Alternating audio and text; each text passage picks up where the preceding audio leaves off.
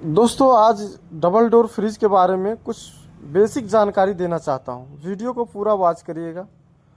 और यह जानकारी सबको पता नहीं होती है, इसलिए डबल डोर फ्रिज जो है अच्छे से रिपेयर नहीं हो पाता है और अच्छा परफॉर्मेंस नहीं कर पाता है, तो लोग परेशान होकर फ्रिज को हटा देते हैं। डबल डोर फ्रिज कूलिंग नहीं करता है, पानी आगे की साइड से आता है, बॉडी सड़ जाता है, फ्रिज बार बार ख़राब होता है। सारे प्रॉब्लम पर आज हम बात करेंगे, इसलिए आज हम इस वीडियो को स्पेशली डबल डोर फ्रिज को मेंटेन कैसे रखा जाए, कैसे उसको अच्छे से रिपेयर किया जाए। वीडियो थोड़ा लंबा हो रहा है, लेकिन एक से एक जानकारी आप लोगों को शेयर करेंगे, जिससे आप लोग एकदम आसानी से रिपेयर कर पाएंगे। ये हायर का 3 स्टार 320 लीटर का फ्रीजर है और इसको हम रिपेयर करने से पहले आप लोगों को कुछ बताना चाहेंगे। ये फ्रिज के अंदर ये कॉइल है, इस कॉइल में लीक है और लीक हो जाने की वजह से कंप्रेसर भी डेड हो गया। और वो कैसे? जैसे कि इसमें जब भारी लीक होता है तो वो सिस्टम वैक्यूम पे चला जाता है, और जब बर्फ़ डिफ्रॉस्ट होता है तो इसके अंदर पानी सारा चला जाता है। और देख रहे हैं ये बॉडी कहीं भी सड़ा नहीं है, लेकिन इसके अंदर पानी बॉडी के अंदर भी चला गया है और फ्रिज के कॉइल यानी सिस्टम में भी चला गया है। तो चलिए एक जाएगा उसको। वीडियो को पूरा वॉच करिएगा। अगर वीडियो पसंद आए तो लाइक और कमेंट करिएगा। अगर किसी को कोई जानकारी चाहिए तो कमेंट करें, हम पूरी जानकारी कमेंट में बताने की कोशिश करेंगे। सबसे पहले इस कॉइल को हम बाहर निकालेंगे। देख रहे हैं कोई टेक्नीशियन इसमें आए हुए थे डिफ्रॉस्ट करने, और इसके पीछे जो बॉडी है उसको जला के चले गए हैं। और जब हम इसको पाइप को काटे हैं तो इसमें से देख रहे हैं पानी पानी टाइप का गंदगी निकल रहा है और तेल भी निकल रहा है। तो ये जो बॉडी जल गया देखने में थोड़ा अच्छा नहीं लग रहा है। काम भी करें तो सफाई से करें, क्योंकि ये कस्टमर की नज़र में नहीं होगा, लेकिन हम खोले हैं तो हमारे नज़र में है। कस्टमर को आप खोल के डिफ्रोस्ट किए होंगे, कस्टमर देखे नहीं होंगे, अच्छा नहीं लग रहा है बस। अब हम इसको बाहर निकाल के देखते हैं इसमें लीक कहाँ पर है, और लीक को अच्छे से टेस्ट करने के बाद ये रिपेयर हो पाएगा कि नहीं कोशिश करेंगे, क्योंकि नया मंगाने में काफ़ी टाइम लग जाएगा। लीक इतना बड़ा है, जैसे ही हम इसमें वाल लगा के और कंप्रेसर या सिलेंडर से प्रेशर दिए तो इतना तेज़ लीक है कि इस पर बबल्स बनी नहीं रहा, पानी उड़ जा रहा है। ठीक है, तो चलिए अब हम इस जो ड्रायर सेक्शन ड्रायर के पास जो लीक है सेक्शन रिसीवर के पास, इसको हम एल्युमिनियम रॉड से ब्रीजिंग करने की कोशिश किया और ये अच्छे से हो चुका है, उम्मीद है। एक बार इसमें प्रेशर को होल्ड करेंगे, लगभग 100 प्रेशर होल्ड करेंगे इसमें, देखेंगे कि ये लीक ठीक हो गया है कि नहीं। अगर ये लीक ठीक हो जाएगा तो हमको इस एवापोरेटर को फ्लश करना रहेगा, जो कि इसके अंदर बहुत ही ज़्यादा गंदगी है।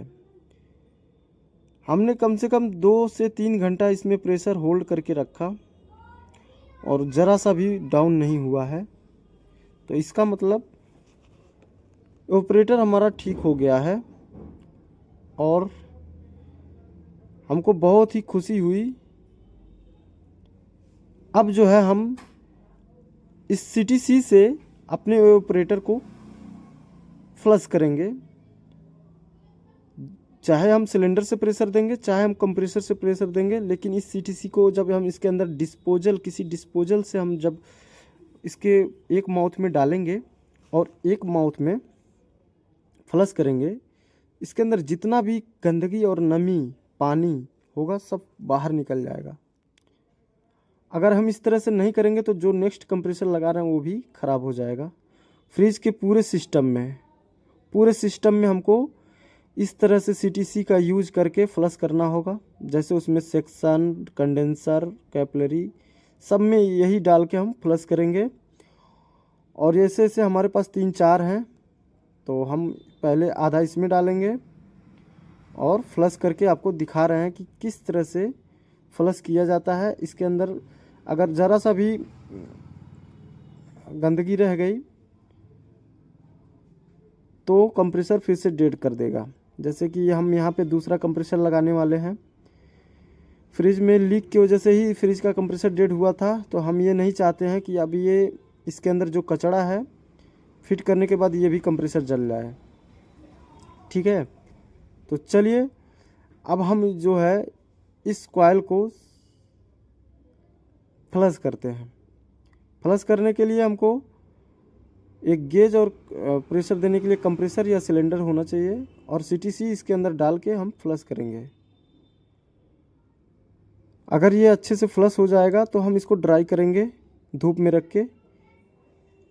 और हम सीटीसी का इस्तेमाल इसलिए कर रहे हैं कि सीटीसी जो है धूप में अच्छे से सूख जाता है, ड्राई हो जाता है। और पेट्रोल और थिनर से फ्लश ना करें। मजबूरन अगर करना हो तो भाई कोई दिक्कत नहीं, जहाँ तक हो पाए सीटीसी ही डालें, क्योंकि ये अच्छे से ड्राई हो जाता है सिस्टम से।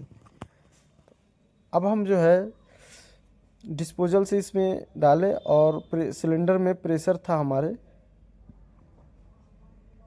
इससे हम जब निकाल रहे हैं तो फुहारा बन के सारा गंदगी बाहर निकल रहा है। अगर हम सामने कुछ लगा दें तो सारी गंदगी दिखेगी। अभी ये प्रेशर तेज़ है इसलिए जो है सब फुहारा बन के उड़ रहा है। ठीक है, अच्छे से हम इसको फ्लश कर देने के बाद इसको धूप में रख देंगे। फ्रिज का जो सिस्टम है, जैसे कंडेंसर हो गया, एवापोरेटर हो गया, इसमें जब पानी चला जाता है तो बहुत मुश्किल से साफ हो पाता है और काम भी बड़ा मुश्किल हो जाता है। अब कंडेंसर की बारी आ गई है। हमने इस कंडेंसर के अंदर सीटीसी का प्रयोग किया और कंप्रेसर से इसमें प्रेशर देने लगे। अब इसमें से जो डस्ट निकल रहा है वो हैरान कर देने वाला है। कोई टेक्नीशियन कितना भी कंप्रेसर बदल ले, कितना भी गैस मार ले, ये फ्रिज चलने वाला नहीं था। इसमें बताया जा गया था हमको कि कंपनी वालों ने कई बार गैस भी डाला था, एक बार कंप्रेसर भी चेंज हुआ था। कस्टमर परेशान हो गए थे, कई बार डिफ्रोस्ट करने आए थे, पैनल जला दिए थे। जब ये हमारे वर्कशॉप पे आया तभी हमको हिम्मत बना कि हम इसमें हाथ लगाएं, क्योंकि जब बॉडी के अंदर, सिस्टम के अंदर हम पानी देख लिए, कंप्रेसर जल गया, फ्रिज लीक है, तो हमको तुरंत समझ में आ गया था कि सिस्टम के अंदर पानी है।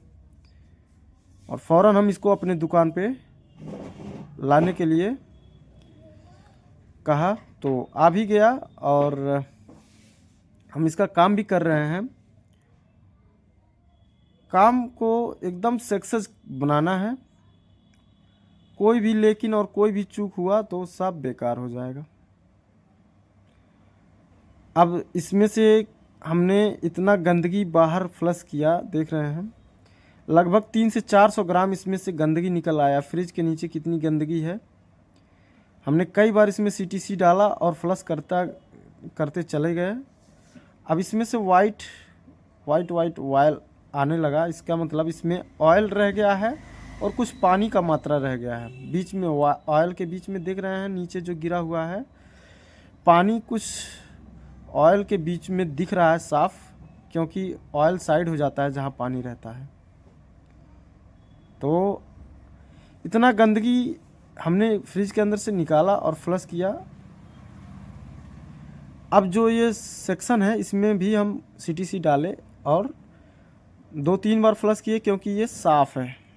ठीक है, ये साफ़ है। और इसमें इसके बाद एक कैपिलरी है, इसमें से भी हम फ्लश करेंगे। मेन जो गंदगी होती है वो कैपिलरी के पास आ जाती है, फिल्टर रोक लेता है और कंडेंसर में पूरा फुल जमा रहता है, इसलिए कंडेंसर में ज़्यादा गंदगी थी। सबसे पहले कंप्रेसर और कंडेंसर में गंदगी आती है। अब ये जो है कैपिलरी भी हम फ्लश कर दिए। जब इन दोनों को हमने फ्लश किया, सब कुछ क्लियर हो गया। बस इसमें इसका जो ड्रेन पाइप था उसको भी हमने क्लियर कर दिया, बॉडी के अंदर पानी ना जाए। कॉइल को फिट कर दिया। अब पैनल को हमने फिट कर दिया। पैनल को अच्छे से फिट करने के बाद काम को आगे बढ़ाएंगे। हमारा आधा काम पूरा हो चुका है और आधा काम रह गया है। इसकी जितनी सेटिंग है, हमको पता है कि फ्रिज में अब कोई दिक्कत नहीं आने वाली है। कॉन्फिडेंस है अपना, क्योंकि हमारा जो भी शक था सब सही निकला और उसको हम अच्छे से साफ़ करते गए। नया कंप्रेसर हमने इसमें इंस्टॉल कर दिया। अब डिस्चार्ज को जॉइंट करके जहाँ फिल्टर लगना है वहाँ फ्लश कर दिए, कुछ भी नहीं आ रहा है। अब यहाँ फिल्टर हम लगाएंगे और सेक्शन से फ्लश कर दिए। 1-2 बार करेंगे। अब जो है सेक्शन से भी कुछ नहीं आ रहा है, सेक्शन को भी जॉइंट कर देंगे। सेक्शन को अच्छे से जॉइंट करने के बाद इतना कॉन्फिडेंस होना चाहिए, इतना सटीक टाका ब्रीजिंग होना चाहिए कि लीक ना हो, नहीं तो काफ़ी नुकसान हो जाता है। जब भी रिटर्न कॉल आता है, जब भी कोई परेशानी फ्रिज के अंदर आती है तो हमने थोड़ा सा इसमें नमी आ रहा था तो तब तक फ्लश किया जब तक नमी ख़त्म ना हो जाए। अब इसको हम थोड़ा प्रेशर देंगे, लगभग 150 तक प्रेशर देंगे। प्रेशर इसमें चढ़ रहा है और हम चाहते हैं कि इस प्रेशर को, काम करते करते हमको शाम हो गया है, हम चाहते हैं इस प्रेशर को हम कल तक होल्ड कर दें, क्योंकि लीक बहुत बड़ी बीमारी होती है फ्रिज की। हम इसमें प्रेशर 150 तक पूरा कर दिए हैं। अब आज हम चले जा रहे हैं घर। कल सुबह देखते हैं इसमें प्रेशर रहता है कि नहीं। दोस्तों, जैसे ही हम सुबह सुबह आए करीब 10 बजे, प्रेशर को देख रहे हैं 150 पे ही टिका हुआ है। तो अब इतना कन्फर्म है कि इसमें लीक भी कहीं नहीं है। प्रेशर को रिलीज करेंगे। अब इसमें एक स्टेप और रह गया है, वैक्यूम करना। और वैक्यूम फ्रिज या एसी जो भी कूलिंग सिस्टम होता है बहुत अच्छा साबित होता है। वैक्यूम बिना किए अगर आप गैस चार्ज करेंगे तो सिस्टम काम अच्छे से नहीं करता है। अब इसको हम आधे घंटे तक वैक्यूम करेंगे, आधा घंटा 45 मिनट जो भी है, 35-45, क्योंकि जितना अधिक वैक्यूम होगा उतने अच्छा काम करेगा। अच्छे से वैक्यूम हो गया है। इसमें 134 नंबर का फ्लोरान हम इसमें चार्ज करेंगे। पहले इसमें पड़ा था 600 नंबर गैस। कंप्रेसर चेंज हुआ, अब हम कंप्रेसर 134 नंबर लगा दिए हैं, तो अब गैस भी 134 डालेंगे। कूलिंग में कोई समस्या नहीं आएगी।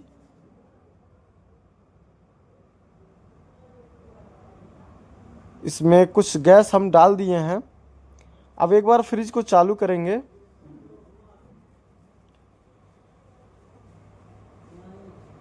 फ्रिज को चालू किए। अब ये अच्छा काम कर रहा बिना, देखिए पहली बार गैस डालने पे ही ये अच्छा काम करने लगा। चोक बिल्कुल भी नहीं हुआ। ऐसे में ज़्यादातर प्रॉब्लम आ जाता है, चोक बार बार होता है फ्रिज। और इस समय बराबर हीटिंग है, फिल्टर, कंडेंसर और कूलिंग भी बढ़िया आ रहा है। एक ही बार में काम सक्सेस हो गया है और ये उम्मीद है इस फ्रिज का लाइफ भी बढ़ गया है। दोस्तों, आप लोग भी डबल डोर फ्रिज के बारे में कुछ